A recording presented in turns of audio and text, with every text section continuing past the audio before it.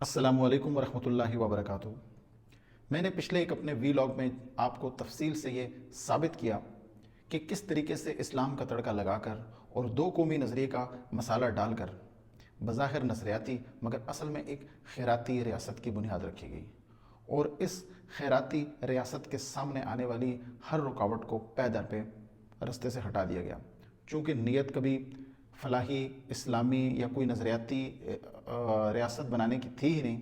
چنانچہ جس نے بھی یہ خواب دیکھنے کی کوشش کی اسے خواب اور گولیاں کھلا کر خواب خرگوش کی نیند سلا دیا گیا۔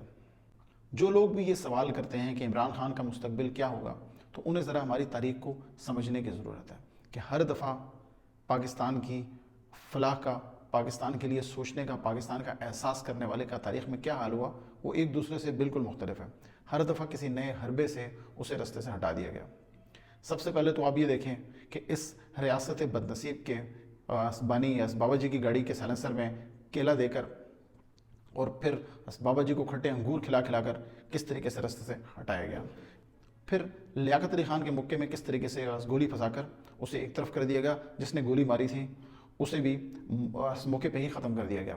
پھر سہروردی صاحب کو وردی سے ڈرا کر کیسے ملک سے بھگایا گیا۔ پھر فاطمہ جناح کے ساتھ وہی ہوا جو زمانہ جاہلیت میں مال غنیمت کے ساتھ ہوتا تھا، اور جب بھٹو آیا تو اسے الٹا لٹکا دیا گیا۔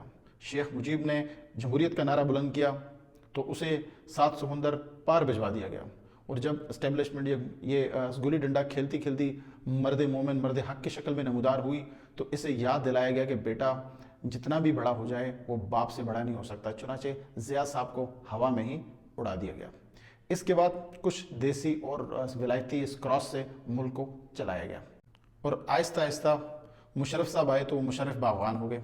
جب مقصد پورا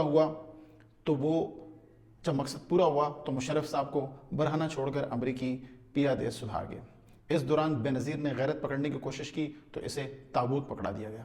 نواز شریف نے رنگ دکھانے کی کوشش کی تو اسے ملنگ دکھا دیا گیا، جو آخری خبریں آنے تک اس کی ٹانگوں سے لپٹا ہوا ہے۔ اس کے بعد عمران خان صاحب آئے، پھر انہوں نے عزت، غیرت اور حرمت کی بات کی تو پہلے ان کو سمجھایا، پھر جاوید لطیف کے ذریعے ان کو اسلام سکھایا، اور پھر ان کی ٹانگوں پہ وار کروایا۔ ان کو پھر بھی سمجھ نہ آیا تو گریبان سے پکڑ کر ٹھیکیدار انہیں باہر لے آیا، قید میں ڈالا، دھمکی دی کہ پلا دوں گا زہر کا پیالہ، مگر اس کی سمجھ میں نہیں تھا کچھ آنے والا۔ پھر وہی مذہبی کارڈ کھیل ڈالا تاکہ نکال لائیں کہیں سے مذہبی جنونی جیالہ، اور گل کر دیں عمران خان کی زندگی کو اجالا۔ مگر بہرحال ہمیں یقین ہے کہ مارنے والے سے کہیں زیادہ طاقتور ہے وہ میرا رب بچانے والا۔ مختصراً میں نے آپ کو سمجھانے کی کوشش کی ہے کہ اسٹیبلشمنٹ کا طریقہ واردات ہمیشہ مختلف ہوتا ہے، ضروری نہیں جو آج سے پہلے ہوا وہ عمران خان کے ساتھ بھی ہو۔ اس دفعہ عمران خان کو رستے سے ہٹانے کے لیے کوئی نیا حربہ، کوئی نیا طریقہ، کوئی نیا ہتھ کنڈا اپنایا جائے گا۔ جیسا آپ نے دیکھا کہ کس طریقے سے نون لیگ کے لوگوں کو استعمال کر کے، مذہبی جنونیت کا استعمال کر کے پہلے بھی ان پہ حملہ کروایا گیا، اور اب دوبارہ بھی وہ سلمان رشدی والے اپنے طریقے سے اپنے گملوں میں پلے ہوئے ڈنٹونک اور منجن وغیرہ نکال کر اس کام پہ لگائے جا رہے ہیں تاکہ پھر کوئی مذہبی کارڈ استعمال کر کے عمران خان کو رستے سے ہٹایا جائے۔ بہرحال یہ تو آنے والا وقت ہی بتائے گا کہ عمران خان کے ساتھ کیا ہوتا ہے۔ وما علینا الا البلاغ۔